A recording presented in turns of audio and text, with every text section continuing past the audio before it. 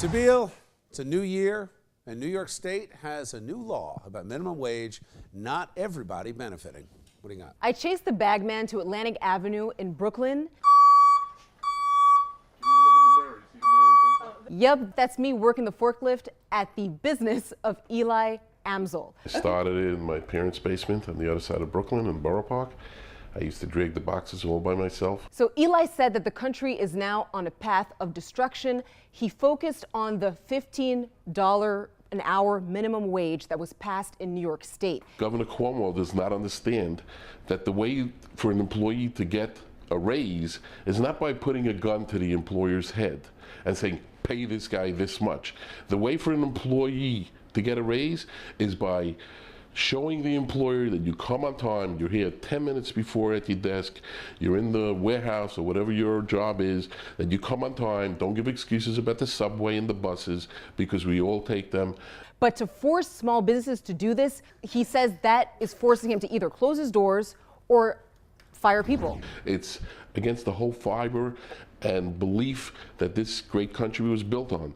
This is total dictatorship, total communism. It's going to blow up in the small businesses' faces. I spoke to Eli some more about this, and he said that it's basically a catch-22 because it hurts his business regardless. You do need a certain amount of employees to function in a normal way to make things work, and that's what I'm being forced to do.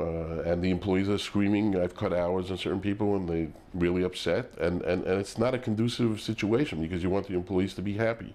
Eli tried to reach out to everybody he could think of. He actually put out this open letter to every single New York State assemblyman and senator asking for help with this law that's destroying his business. I've tried many TV stations. Most of them don't even want to come down. They're not interested in my story because they don't care. But of course, we at Chasing News, we heard his call. I hopped in my car, rushed over there to see how we could help. I've lived in New York doing the NBC Page program, making $10 an hour.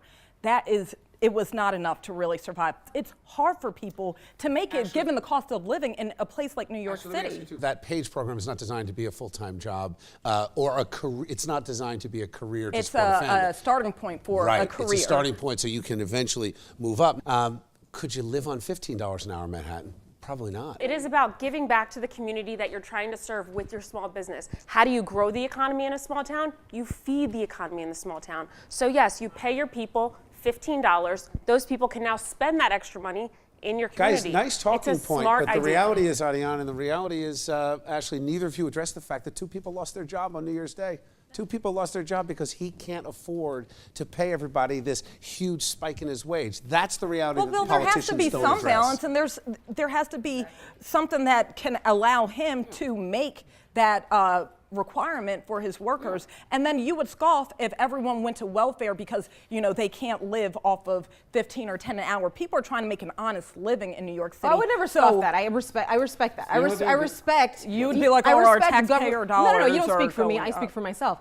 Government has its role. Obviously, there's food stamp programs, there are welfare programs, but he's not in the government. He's just trying to turn a profit. He's just a small business trying to survive. He spent 30 years building this business. He doesn't want to be forced to lay more people off. He cares about his employees, and the reality is he just had to say goodbye. You can't win. Let the market work. Thanks.